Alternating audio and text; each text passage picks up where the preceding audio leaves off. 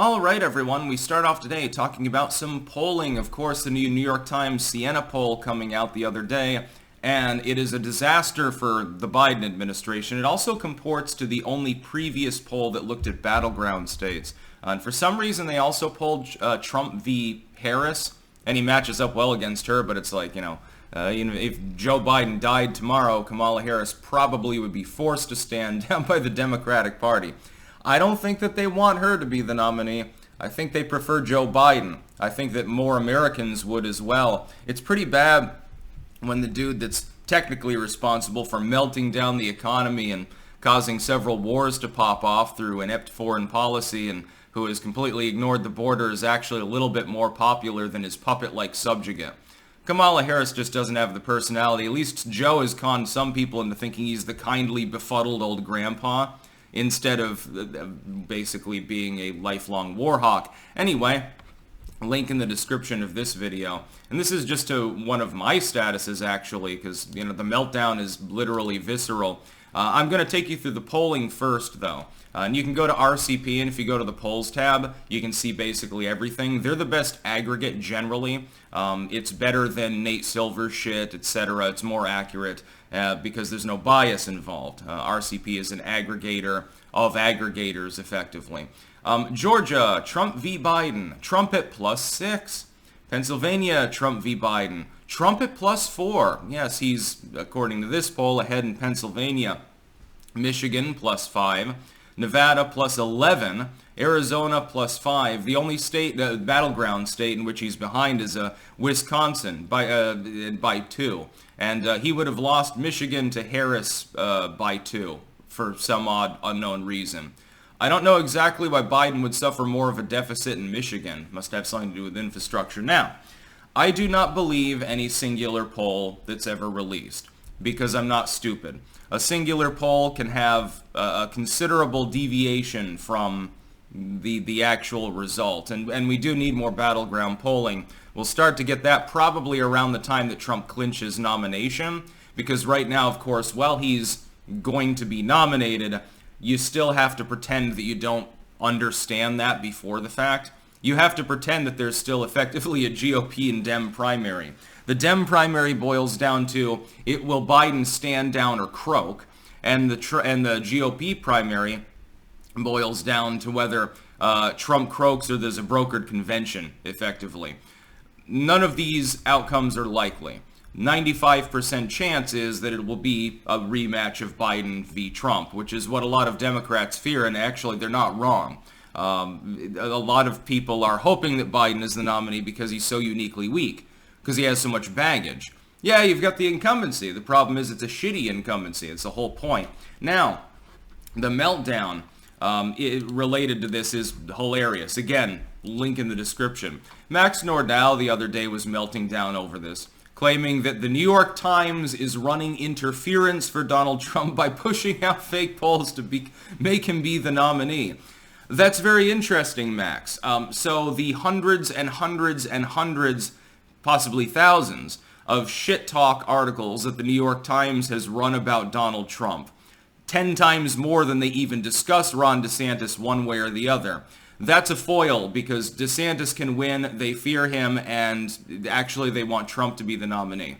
Well, if they wanted that, why wouldn't they trash can Ron DeSantis and shut up about Donald Trump? They talk about the man incessantly. There's not one bit of positive coverage of him either. Try and find me more than 1 or 2 positive pieces, actually, since probably 2016 about Donald Trump from the New York Times. No, it's all, he's a Nazi, encouraged insurrection, he's a terrible dude. Claiming that the poll doesn't align with reality because it's fudged is perfectly fine. But you gotta not be pathetic about it and read in a political modus that clearly does not exist, self-evidently is not there. A single poll doesn't mean much. I need more polling to establish that this is actually a reality, although it's always good to see the better candidate up in the polls. Here's what I would mention, though, and I mentioned it last night in response to Max. It does appear to comport, at least basically, with political reality based on the differential between the battleground states and national polling in the new political paradigm we're in. And this is why I think that it's more likely that this poll is reasonably accurate than completely inaccurate and massively oversampling Trump fans or something like that. Here's why. In 2016, Trump won those states. That's why they're being sampled. That's why they're being judged battleground states. Donald Trump won them in 2016, narrowly, but he won them, despite being slightly behind Hillary Clinton in national polling. Of course, a national poll generally trickles down more or less in a state. If the state is close to 50-50, if it's like a 49-51 proposition, there will be a trickle-down effect. It doesn't affect the far blue states much. It doesn't affect the far red states much. So we're not talking Wyoming. We're not talking, well, I mean, at this point we kind of are talking New York, which is hilarious. But we're not talking, you know, Oregon or something like that, a state that's become more blue than New York somehow in literally 3 election cycles. It was funny because I remember when they were swing states, the Pacific Northwest. That day has long gone. Dems should focus on the stupid-ass West Coast and the Southwest, which has at least some redeeming qualities. Somehow, they're still behind in Arizona here, despite all of the rhino neocons there. Here's why it comports to reality. 2016, Trump runs a couple points behind Hillary Clinton, wins the states. 2020, Trump runs well behind Joe Biden. He was 5 or 6 points behind. It depends on which aggregate you use, but he was handily behind. Arguably, he lost the election by less than 100,000 votes scattered across 3 states in those battlegrounds. If you count all the battlegrounds, it's a couple 100,000 votes. It is a goddamn drop in the bucket. Despite, again, running in the polling aggregate 5 or 6 points behind. As of election day, it was a little bit closer, but he came in significantly behind in national polling. And actually, Joe Biden probably did win the actual vote. As far as the popular vote, I believe that Joe Biden won that. I mean, Hillary did, and there were no shenanigans of any note in that election. I just don't necessarily believe the margin, just to be clear. It was a very small number of votes across a very small number of states. In this election, so far, in general polling, and we have many more polls, so again, we're dealing with an aggregate. We're not dealing with the singular poll we're seeing here, and this is where people sort of get brain fog and conk out. They don't understand what I'm trying to tell them. I'm trying to tell you there's a link between national polling and the states. This matters most in states that are very close, hence the term battleground states. If Trump is slightly behind and wins them, and if he's considerably behind and barely loses them, what would you expect in the current national polling where he's slightly ahead? Because he's been pacing ahead of Biden for some time now, by half a point to a point. And even if in the end, on election day, he's a couple points behind, he'd still be at the level he was in 2016. There'd be no reason to shit-can him and write him off because we've seen that he's capable of winning all 6 of those states under those conditions. Wisconsin looks like it'll lean in the other direction. He'll have to be further ahead in the aggregate to win it potentially. But these are singular polls. They fit somewhere within the scattershot of polling we're going to get. Biden fans are completely livid right now.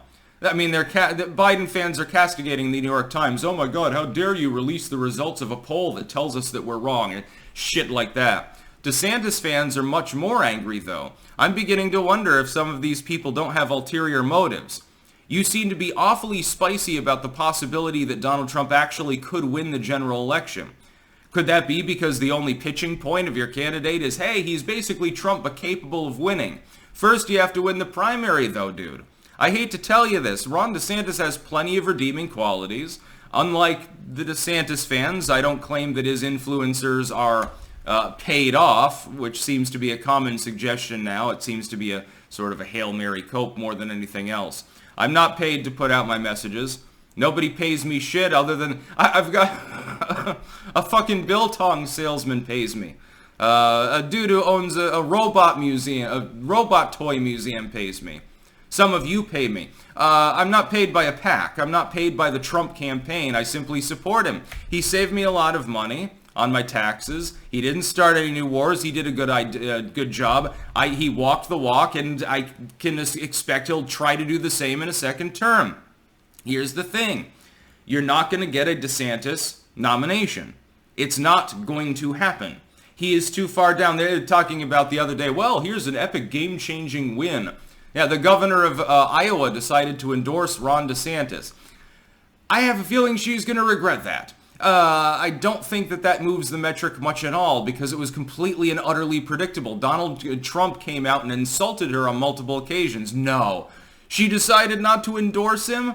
I wonder why. It's effectively a Hail Mary. It's to keep DeSantis in the race by eclipsing Nikki Haley. It's not to get him over the finish line into first place because there's not enough clout involved. Her approval's not high enough to move that metric. Think about the approval of the Governor Reynolds of Iowa, and think about how many of those people are Republicans versus Dems, etc., etc. So you get an approval rating. The approval rating's a bit underwater. That represents a Republican core. Most of those are MAGA. So, I mean, her endorsement's not going to carry weight with Dems because they're not voting in that election because it's a fucking caucus.